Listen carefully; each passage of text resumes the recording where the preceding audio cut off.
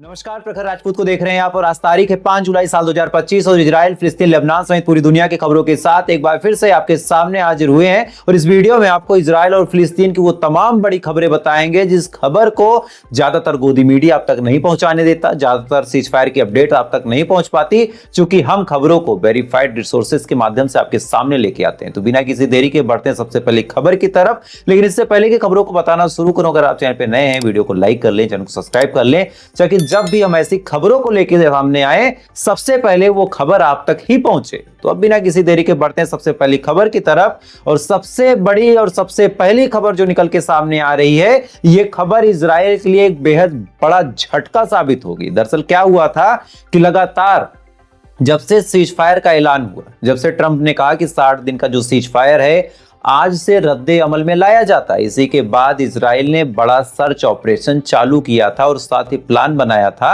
कि अब तो सीज फायर हो ही रहा, तो एक काम करते हैं, जितनी जमीन का हिस्सा कब्जा कर सकते हैं उतना कर लें। इसी क्रम में इजराइल ने अपने सैनिकों को, खासकर 16, 17, 18 साल के जो लड़के थे, नए नए भर्ती हुए थे, उनको जुनूनी बना के भेज दिया कि जाओ गजा के अंदर और ग्राउंड लेवल ऑपरेशन कर दो। अब इसी क्रम में जब ये लोग बढ़ते हैं तो बढ़ने के बाद इनका सामना होता है सुरंगों से, इनका सामना होता है गोरिल्ला वार से। आज जो खबर निकल के सामने आई, इस खबर के हिसाब से आज इनके 2 लड़के, आईडीएफ के 2 जवान, अब लड़के ही कहूंगा, 18-19 साल जिनकी उम्र हो, बच्चे ही हैं, शहीद हुए बेचारे अपने देश के लिए, चढ़ावे में बहकावे में आ गए अपने देश के नेताओं के, तो क्या ही कहें। एक 19 साल का लड़का और एक 20 साल का लड़का। 19 साल का लड़का जिसका नाम अशरफ जामिन है। अशरफ जामिन एक 19 साल का लड़का है जो डिमोना का रहने वाला था। इसको टैंक पे बैठा के आईडीएफ की वर्दी पहना के आईडीएफ अंदर भेजता है और जैसे ये लोग अंदर जाते हैं, अंदर इनकी झड़प होती है हमास के और अलग अलग जो रेजिस्टेंस फोर्सेस थे उनसे, और इस झड़प में इसकी मौत होती है। इसी के बाद एक और तस्वीर आपको स्क्रीन पे दिख रही होगी, ये भी एक 19 या 20 साल का लड़का है, इसकी भी मौत खान यूनुस के अंदर, गजा के अंदर अलग जगहों पे ये लोग मारे जा रहे हैं। एक खान यूनुस में, गजा के दूसरे हिस्से में, अलग अलग जगहों पे ये लोग जाते हैं, वहां पे ऑपरेशन करने, वहां पे जाते हैं रेड करने और मौत को गले लगा के आते हैं। पहली बार ऐसा हो कि इजराइल क्रेडिट भी दे रहा, नहीं तो आमतौर पे ऐसा होता है कि इजराइल क्रेडिट भी नहीं देता मरने वालों को। ये सच्चाई है इजराइल की। वहीं अभी तक आईडीएफ को जो दावा है, उस दावे को अगर हम सच माने तो ये बात सच है कि 65% से ज्यादा जो जमीन का हिस्सा है, उस हिस्से पे अपने लोगों को मरवा मरवा के इजराइल ने कब्जा कर लिया।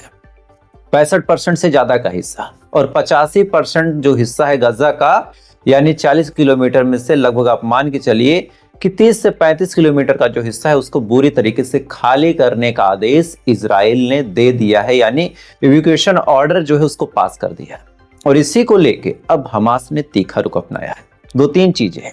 सबसे पहले हमास अब बुरी तरीके से हमला भी कर रहा, बुरी तरीके से इनको लोगों को मार भी रहा, घायल भी कर रहा, और इससे भी ज्यादा अब वो नेगोशिएशन में जो चर्चाएं होनी थी, जो बातचीत होनी थी, उनपे भी अब फेरबदल कर रहा। चूंकि इजराइल ने अपना प्रपोजल कह दिया था कि भाई अगर ट्रंप ने कहा है सीज फायर हो गया है तो हम मानते हैं कि सीज फायर हो गया है, लेकिन इसमें अब जो है, जो हमास है, उसने अपना प्रपोजल कहा है कि अभी हम नहीं देंगे, अभी हम इस पे विचार करेंगे और हमारी एक शर्त है, जब तक ये शर्त एग्री नहीं होगी किसी भी तरह का कोई सीज फायर नहीं होगा। गजा को मार के छीन सकते हैं तो छीन ले, हम अपने तरीके से सरेंडर नहीं करेंगे। इनका कहना है कि जब तक आईडीएफ का एक भी जवान गजा के अंदर मौजूद रहेगा सीज फायर नहीं हो सकता। अब ये बात सही भी है कि अगर इनके सैनिक मौजूद ही रहे तो फिर सीज फायर का मतलब क्या बना। खैर, अगली खबर का रुख करते हैं और अगली खबर निकल के सामने आ रही है कि ऑपरेशन राइजिंग लायन के तहत आज गजा और खान यूनुस में और फिलिस्तीन के अलग अलग हिस्सों में 600 से ज्यादा लोगों को गिरफ्तार करने का काम आईडीएफ ने किया। पिछले 10 से 12 दिनों में 600 से 700 लोगों को गिरफ्तार किया गया। सैकड़ों ऐसे हैं जिनके ऊपर संदेह है, इनसे पूछताछ की जा रही है। और साथ ही आईडीएफ ने अपने दावे में बताया कि इन लोगों को गिरफ्तार करने के बाद लगभग 160 के करीब हथियार मिले हैं और 1 मिलियन स्केलन मतलब होता है खोल, गोली का खोखा, 1 मिलियन यानी 10 लाख से ज्यादा गोली के खोखे इन लोगों के पास मिले हैं। अब इन 160 की तादाद को आप हल्के में मत लीजिएगा। 160 जो थे ये हाई क्वालिटी के हथियार, इसमें AK-47 भी नहीं थे, इसमें मशीन गन थी, LMG थी और भी अलग अलग तरीके की ऐसी बंदूकें जो एक झटके में सैकड़ों गोलियां फायर करने की क्षमता रखती थी। ऐसे किस्म के हथियारों को बरामद किया, ऐसे किस्म की गोलियों को बरामद किया जो आईडीएफ के लिए एक बड़ा खतरा थी और लगभग सैकड़ों लोगों को गिरफ्तार भी किया गया है। अभी तक जो तादाद है उसको 400 बताया जा रहा है और साथ ही ये कहा जा रहा है कि सेवरल हंड्रेड यानी सैकड़ों में ऐसे हैं जिनसे पूछताछ की जा रही है। तो 400 से 500 लोगों को गिरफ्तार किया गया। अब बड़ा सवाल ये है कि क्या ये 400 से 500 लोग ऐसे हैं जो सच में किसी रेजिस्टेंस से जुड़े हुए हैं, या फिर ये मासूम है, मजलूम है, इनको महज फंसाया जा रहा, या फिर कोई और ही बात है। अब चूंकि गजा के अंदर नेटवर्क खत्म है, गजा के अंदर से कोई न्यूज ज्यादा निकल के सामने नहीं आती, तो जो आईडीएफ बोलता है उससे ही अब हम रेफरेंस बना के और आईडीएफ की हरकतों को एक अंदाज लगा के फिर हम कैलकुलेटेड बात आपके सामने रखते हैं कि क्या हुआ होगा और क्या नहीं हुआ होगा। लेकिन अभी तक जो रिपोर्ट है कि गजा के अंदर से लगभग 600 से 700 लोगों को गिरफ्तार करने का काम आईडीएफ ने किया है। अगली खबर का रुख करते हैं। अगली खबर निकल के सामने आ रही फ्रांस से, और फ्रांस ने सीरिया की सरकार को बड़ा झटका देते हुए वहां की कोर्ट ने एक ऐसा फैसला दिया है जिससे पता चलता है कि मामले जब पुराने हो और जब उनकी फाइलें खुलती हो तब पता चलता है कि आदमी अपने इतिहास में क्या रहा है। दरअसल साल 2013 में फ्रांस के अंदर एक ब्लास्ट हुआ था।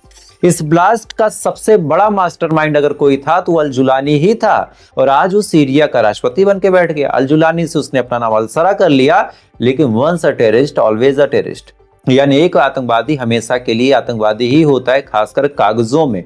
तो फ्रांस में मुकदमा चल रहा था, लेकिन जब सीरिया का राष्ट्रपति बना तो फ्रांस की सरकार के दिमाग में आया कि अब मुकदमे चलते रहें या फिर मुकदमा विड्रॉ कर दें, यानी जो अरेस्ट वारंट था उसको रहने दे या फिर हटा दें, क्या करे। इस पे फ्रांस की कोर्ट ने बड़ा स्पष्ट निर्देश दिया कि वो राष्ट्रपति बन जाए, प्रधानमंत्री बन जाए या फिर कुछ भी बन जाए, लेकिन हमारे अंदर उसकी वजह से क्राइम हुआ है, हमारे देश के अंदर उसकी वजह से लोगों की जानें गई है, इस वजह से अल जुलानी आज भी एक टेररिस्ट है और उसको उसी हिसाब से ट्रीट करना चाहिए। यानी फ्रांस की सरकार के पास आज भी अल जुलानी यानी सीरिया के राष्ट्रपति के लिए as a terrorist arrest warrant घूम रहा है। अब क्या फ्रांस की पुलिस यहाँ पे आएगी गिरफ्तार करने, एक बड़ा सवाल रहेगा। खैर अगली खबर का रुख करते हैं। अगली खबर निकल के सामने आ रही यमन से। यमन के अंदर फिलिस्तीन के पक्ष में एक बड़ी तादाद में प्रोटेस्ट देखने को मिला। हजारों लाखों की तादाद में लोग सड़कों पे उतरे और सड़कों पे उतरने के बाद ये तमाम लोग फिलिस्तीन की आजादी के नारे लगा रहे थे। तादाद इतनी थी कि अगर आपको विजुअल्स और तस्वीरें दिखाऊं तो ये तस्वीरें, ये विजुअल्स देखने के बाद आप हैरान हो जाएंगे कितनी ज्यादा तादाद में लोग ऐसे सिचुएशन में सड़कों पे थे। बात ये नहीं थी कि तादाद ज्यादा थी, आप बात सोचिए कि ऐसे सिचुएशन में जब यमन की तरफ से इजराइल के ऊपर हमला हुआ था, इजराइल भी पलटवार कर सकता था। ऐसे हाल में भी लोग अपनी जान को दांव पे लगा के एक रैली को कंडक्ट कर रहे हैं, वो भी सना के अंदर। जो यमन की राजधानी सना है वहां पे, सना वही जगह है जहां बार बार इजराइल एयर स्ट्राइक करता है, जहां बार बार अमेरिका एयर स्ट्राइक करता है। लेकिन इसके बावजूद हजारों लाखों लोगों के अंदर इतना जज्बा, इतना ईमान भरा हुआ था कि ये तमाम लोग सड़कों पे उतरे, ये तमाम लोग फिलिस्तीन के पक्ष में नारे लगा रहे हैं, ये तमाम लोग आज फिलिस्तीन की आजादी के लिए खड़े हैं। और बाकायदा इस पूरी रैली का जो कंडक्शन था उसको हुतीज ने किया। तो ये अपने आप में एक बहुत बड़ी खबर है। खैर आखिरी खबर आपको भारत की बताता हूं, और ये खबर असल में एक सवाल है, मेरे दिमाग में ये सवाल आया, इस वजह से मैं ये खबर आपके सामने रख रहा हूं। दरअसल भारत के अलग अलग हिस्सों में, क्योंकि अब मुहर्रम का त्योहार है तो लोग अपने हिसाब से मना रहे हो, खासकर सिया लोग इसको ज्यादा मनाते हैं जहां तक मेरी नॉलेज है। तो मुहर्रम के मौके पे अलग अलग जगहों पे फिलिस्तीन के और साथ ही ईरान के झंडे लहराए गए, और कई जगह ऐसी है जहां पे आयतुल्लाह खामनेई साहब की तस्वीरों को पोस्टर के माध्यम से रिप्रेजेंट किया गया। अब ये चीजें जब रिप्रेजेंट की गई तो फौरन पुलिस जो है एक्शन में आती है, एक्शन में आने के बाद वहां पे झंडे हटवाती है, और जो लोग खामनेई की तस्वीरें लगाते हैं उनको पनिश करने का काम करती है, उनको समझाती है। लेकिन यहाँ पे एक बड़ा सवाल निकल के सामने आता है। भारत का क्या पर्सनल स्टैंड है उस पर मैं कमेंट नहीं कर सकता, क्योंकि सबसे पहले अपना देश है। लेकिन एक सवाल यह है कि अगर फिलिस्तीन का झंडा लेके असदुद्दीन ओवैसी संसद में जाते हैं, चलिए ओवैसी का हटा दीजिए, मुस्लिम एंगल है वहां पे, प्रियंका वाड्रा, प्रियंका गांधी जो है, राहुल गांधी फिलिस्तीन फ्री फिलिस्तीन का झंडा लेके संसद भवन के अंदर चली जाती हैं, वहां पे उनके ऊपर कोई कार्रवाई नहीं होती। अगर एक आम जनता फिलिस्तीन का झंडा उठाती है, उसके ऊपर कार्रवाई की जाती है, तो बड़ा सवाल ये है कि भाई कार्रवाई ही करनी तो सब पे करो। और भारत फिर अपना ऑफिशियली जो स्टैंड है वो फिलिस्तीन के पक्ष से चेंज कर ले, अपना ऑफिशियली स्टैंड इजराइल के पक्ष में रख ले और कहे कि हम इजराइल के साथ खड़े। तो जब वोट करने की बारी आती है तो भारत का जो ऑफिशियल वोट जाता है वो फिलिस्तीन के पक्ष में जाता है। अटल बिहारी वाजपेयी साहब ने कहा था कि भाई अरबों की जिस जमीन पे इजराइल कब्जा करके बैठा उसको छोड़ना पड़ेगा, ये बात रिकॉर्ड पे है। तो अगर भारत की आम आवाम फिलिस्तीन का झंडा उठा के सड़कों पे खड़ी है तो किस चीज की इतनी नफरत है कि उन लोगों को प्रताड़ित करने का काम किया जा रहा? किस चीज की इतनी नफरत है कि उनके साथ बदसलूकी की जा रही है, उनका झंडा छीना जा रहा? और साथ ही अगर ईरान के सुप्रीम लीडर आयतुल्ला खामनेई जो है, उनका तस्वीर, उनका पोस्टर लगाना गुनाह है, तो भारत की एम्बेसी पे, फिर भारत की अलग अलग जगहों पे जो ईरान की एम्बेसी है वहां पे झंडा क्यों लगा है? हम भारतवासी या फिर भारत की जो सरकार ईरान के साथ बिजनेस क्यों करती है? वहां पे कॉरिडोर हमने क्यों ओपन कर रखे हैं? ये तमाम बड़े सवाल है और इन सवालों का जवाब हर एक संपन्न, हर एक समृद्ध आदमी को भी देना होगा, हर एक गरीब से गरीब तबके वाले आदमी को पूछना भी होगा। और सबसे बड़ी बात यह है, जो लोग ऐसे सवालों को उठाते हैं, आप लोगों को उनका सपोर्ट भी करना होगा। ये बार बार कहने की जरूरत नहीं पड़ती। आप लोग कमेंट कीजिए, लाइक कीजिए, वीडियो को शेयर कीजिए, ताकि हमारी जो आवाज है, एक छोटे से प्लेटफॉर्म से हम कोशिश करते हैं कि आपकी आवाजों को आम जनमानस तक पहुंचाया जाए, तो हमारी जो आवाज है आम जनमानस तक पहुंचे। और इसमें आप लोगों का बड़ा सपोर्ट, बड़ा साथ चाहिए, और इसके लिए आपको शेयर, लाइक करना ही पड़ेगा और कोई ऑप्शन नहीं बचता। खैर, तो आज की ये बड़ी खबरें थी। सबसे पहली खबर कि इजराइल लगातार जमीनों को कब्जा कर रहा और इस चक्कर में अपने ही सिपाहियों को मरवा रहा, अपने ही सिपाहियों की लाशों पे रोटी सेक रहा। दो नौजवान बेचारे 19-19 साल के आईडीएफ के जो जवान थे, गलत कामों में फंसने की वजह से अपनी जान गंवाते हैं। आज उनके माँ बाप पे क्या गुजरेगी? अगर यही दर्द इजराइल सच में गाजा के लिए सोचता तो ये तमाम चीजें ही ना होती, दोनों भाई प्यार से रहते। वहीं साथ ही दूसरी खबर, फ्रांस के कोर्ट ने सीरिया के राष्ट्रपति को गिरफ्तार करने का अरेस्ट वारंट फिर से भेज दिया है। अब फ्रांस क्या गिरफ्तार करता है या नहीं, ये अपने आप में देखने की बात होगी। और साथ ही हमास ने सीजफायर में अपनी शर्तों को भी लागू करने का बड़ा ऐलान किया है। अब सीजफायर होता है या नहीं, ये भी एक चर्चा का विषय होगा। और साथ ही यमन के अंदर एक बड़ी रैली होल्ड की गई सना के अंदर, और ये हुतीज ने किया सपोर्ट में। फिलिस्तीन की एक प्रो फिलिस्तीनी रैली थी। इसका क्या इंपैक्ट होगा, ये आने वाले टाइम में आपको जरूर दिखेगा। और साथ ही ईरान की तस्वीरों को लेकर भारत के अंदर बवाल मचा हुआ है। अब इसमें आपकी क्या राय है, कमेंट जरूर कीजिएगा।